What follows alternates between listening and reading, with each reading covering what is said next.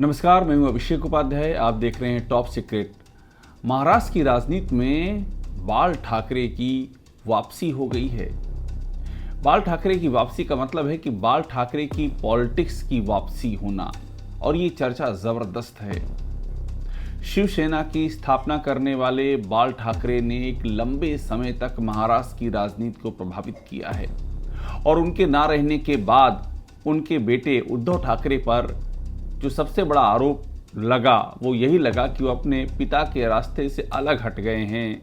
वो तो अब जो वक्फ का बिल है उसकी मुखालफत करते हैं और वे मुसलमानों के हक में बात करते हैं। ये मुद्दा और ये सवाल बहुत तेज़ी से गहराया, लेकिन अब जो दिखाई दे रहा है वो ये दे रहा है कि बाल ठाकरे की जो राजनीति है, जो रही है, उसी राजनीति को पूरी तरह से बीजेपी ने अपना लिया है। यानी कि बाल ठाकरे की उत्तराधिकारी बीजेपी हो चुकी है। आपको याद होगा बाल ठाकरे जिस तरह से महाराष्ट्र में जब वो सक्रिय थे तो जो भाषण वो बोलते थे उसमें वो संबोधन करते थे कि मेरे प्यारे हिंदू भाइयों और बहनों, बिना लाग लपेट के वो बोलते थे।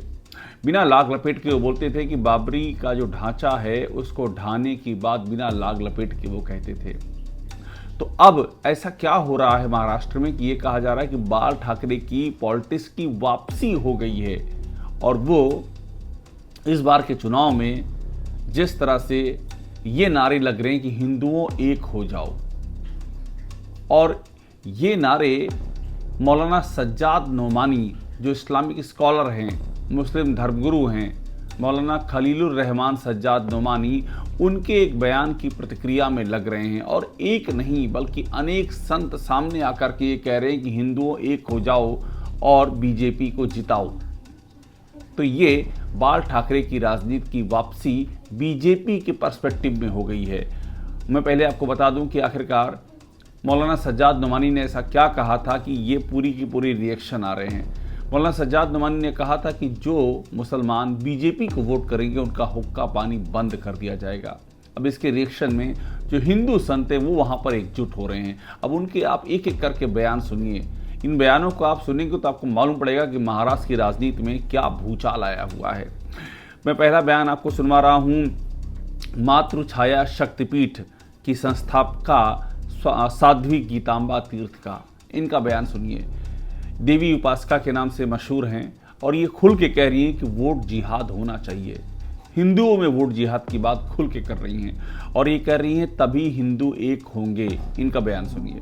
हमारे यहाँ बिल्कुल वोट जिहाद होना चाहिए। अगर वोट जिहाद होगा तभी सब हिंदू एक होंगे। कारण क्या है कि हिंदुओं को सिर्फ वोट देना है और जाति में बट करके दें, ये नहीं, सनातन में हो करके दें तो ये ज़्यादा अच्छा रहेगा। क्योंकि जैसे मुसलमान एक हो करके वोट जिहाद करते हैं, वोट जिहाद उनका होता है, वो अपने ही एक विशेष पार्टी को देते हैं, एक विशेष जाति को देते हैं। तो इसी तरह से हमारे हिंदुओं में भी ये संगठन होना चाहिए कि जो हम एक सनातनी संस्कृति से जुड़े हुए हैं और हमारा सनातन धर्म जिसका उद्धार करे, जो हमारे सनातन धर्म का उत्थान करे, जो हमारे सनातन धर्म को आगे लेकर के आवे, जो हमारे सनातन धर्म के लिए जूझे, उसके लिए हम वोट करें। और इसलिए हमारे यहाँ वोट जिहाद जरूरी है। तो आपने जो सुना साध्वी गीतांबा तीर्थ का बयान, ये वही है, फिर वो कहानी है कि जो हम बात कर रहे हैं कि बाल ठाकरे स्टाइल ऑफ पॉलिटिक्स, उसकी वापसी, इतना खुल करके बात करना कि हिंदू वोट जिहाद करें, हिंदू एक हों, ये पिछले कई सालों में महाराष्ट्र में नहीं देखा गया है। इसके बाद अगला नाम है महंत राजूदास का। ये हनुमानगढ़ी के महंत हैं, अक्सर ही चर्चा में रहते हैं अपने बयानों के लिए, और उन्होंने कहा है कि जो मुस्लिम उलेमा हैं, कट्टरपंथी हैं, वो बरगला रहे हैं, और ऐसे में हिंदू धर्मगुरुओं से ये अपील कर रहे हैं कि वो सनातनी का चुनाव करें। ये इनकी अपील है। हिंदू धर्मगुरु ये अपील कर रहे हैं। इनकी बात सुनिएगा। महाराष्ट्र में चल रहे चुनाव में जिस प्रकार से वोट जिहाद चलाया जा रहा है, मुस्लिम उलमा कट्टरपंथियों मुल्लों के द्वारा जिस प्रकार से वहां के जनता को बरगलाने का प्रयास किया जा रहा है और वोट जिहाद के माध्यम से कहा जा रहा है कि बीजेपी को वोट ना करें, इसमें पूज्य कुछ धर्मगुरुओं ने भी अपील किया है सनातनियों के पक्ष में वोट करें। उसका एक कारण है सनातनियों का आह्वान करना धर्मगुरुओं का, क्योंकि जिस प्रकार से वहां पर मुल्ले मौलवी मदरसा लगातार ये प्रयास कर रही है कि हिंदुत्ववादी विचारधारा के लोग चुनाव न जीतें, राष्ट्र विरोधी चुनाव जीते। तो जो साध्वी गीतांबा तीर्थ कह रही हैं, जो राजू दास कह रहे हैं, वो सब इसी की ओर संकेत करता है कि सारे हिंदू एकजुट होकर के वोट करें, और बहुत ही साफ है वो बीजेपी को वोट करें। एक और बयान सुनिएगा, ये हैं धर्म रक्षा संघ के राष्ट्रीय अध्यक्ष सौरभ गौड़। ये जो संघ है ये सनातन की रक्षा के लिए बनाया गया संघ है।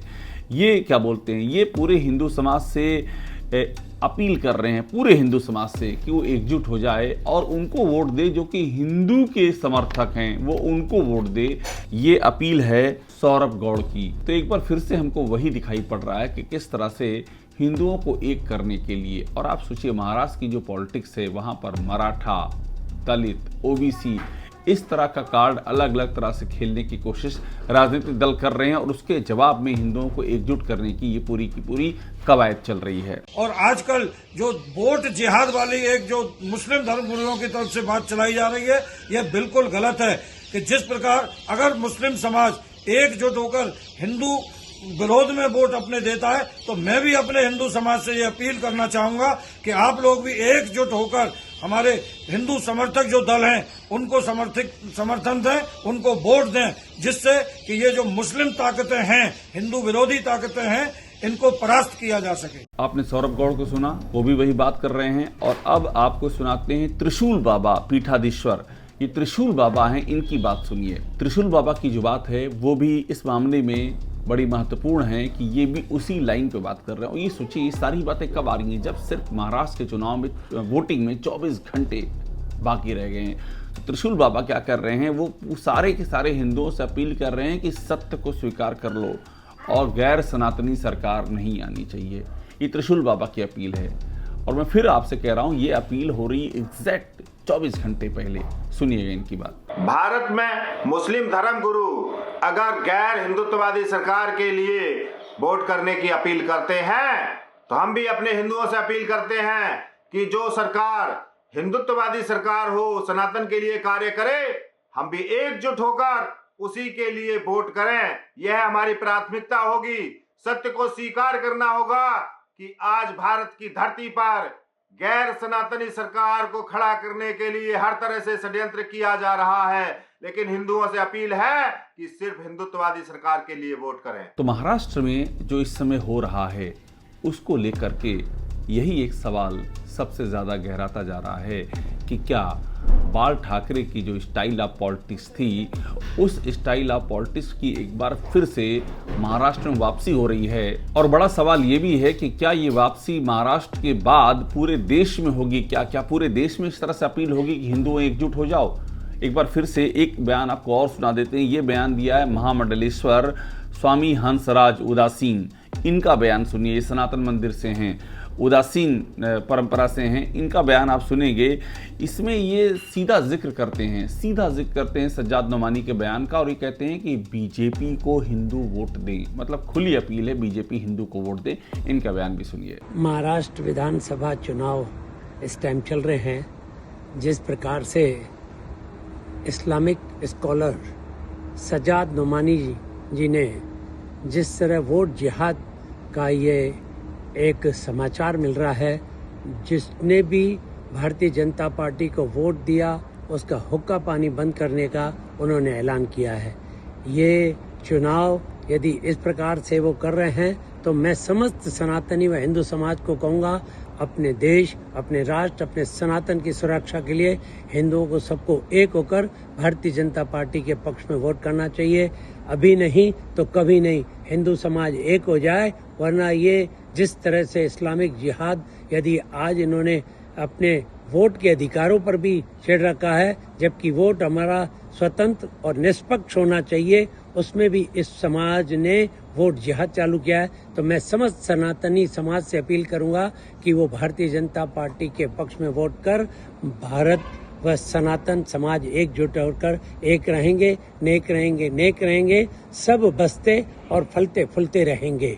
इसलिए समस्त हिंदू समाज भारतीय जनता पार्टी के पक्ष में वोट दे और इस्लामिक जिहाद से बचे। तो ये सारे बयान ये बता रहे हैं कि महाराष्ट्र की राजनीति में किस तरह का सियासी भूचाल आया हुआ। वहाँ हिंदुओं को खुल करके एकजुट करने की बात की जा रही है। उद्धव ठाकरे कांग्रेस के साथ में हैं, कांग्रेस, एनसीपी, शरद पवार, ये सब एक साथ हैं। उद्धव ठाकरे इस समय जो बातें कर रहे हैं वो बातें बाला साहब ठाकरे की बातों से एकदम अपोजिट हैं। और ऐसे में बाला साहब ठाकरे की जो विरासत रही है शुद्ध हिंदूवादी या कट्टर हिंदूवादी राजनीति की, उसको एक तरह से वो जो स्पेस था वो बीजेपी ने उठा लिया है। और ये सारे संत खुल करके बीजेपी के पक्ष में ये बातें कर रहे हैं कि हिंदू एकजुट होकर के वोट दें, एक हैं तो सेफ हैं की तर्ज पे, ताकि ये सारे के सारे हिंदू जब एक तरफ आएंगे और एक साथ वोट करेंगे तो बीजेपी की बड़ी जीत हो जाएगी और महाराष्ट्र बीजेपी के हाथ में आ जाएगा। तो किस तरह से देश की राजनीति का नक्शा पलट रहा है, मुद्दे बदल रहे हैं और वहाँ पर एक तरह का पोलराइजेशन चल रहा है, बाला साहब ठाकरे की राजनीति की वापसी हो रही है, ये सारी बातें राजनीति में आज की तारीख में बेहद ही ज़्यादा दिलचस्प हैं और ये बताती हैं कि ये जो नया ट्रेंड है, इस ट्रेंड की धमक कहाँ तक जारी है और इस नए ट्रेंड की आड़ में देश में किस तरह की पॉलिटिक्स का निर्माण हो रहा है, वो पॉलिटिक्स सामने आ रही है। टॉप सीक्रेट से बने रहिए, लाइक कीजिए, सब्सक्राइब कीजिए, बेल आइकन दबाइए और यहाँ पर आपको वो सारी खबरें मिलेंगी जो आपको और कहीं नहीं मिलेंगी, सिर्फ यहीं मिलेंगी। ये खबरें जड़ों से जुड़ी हैं, ये खबरें समाज और राजनीति की नब्ज़ को पहचान कर आगे बढ़ती हैं।